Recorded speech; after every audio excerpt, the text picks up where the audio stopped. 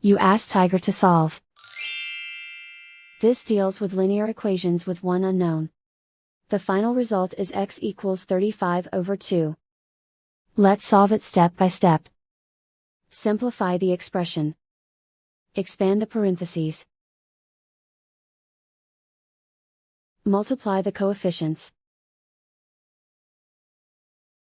Simplify the arithmetic. Group all constants on the right side of the equation. Add 28 to both sides. Simplify the arithmetic.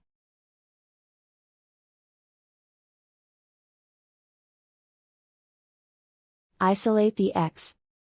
Divide both sides by 8. Simplify the fraction. Find the greatest common factor of the numerator and denominator.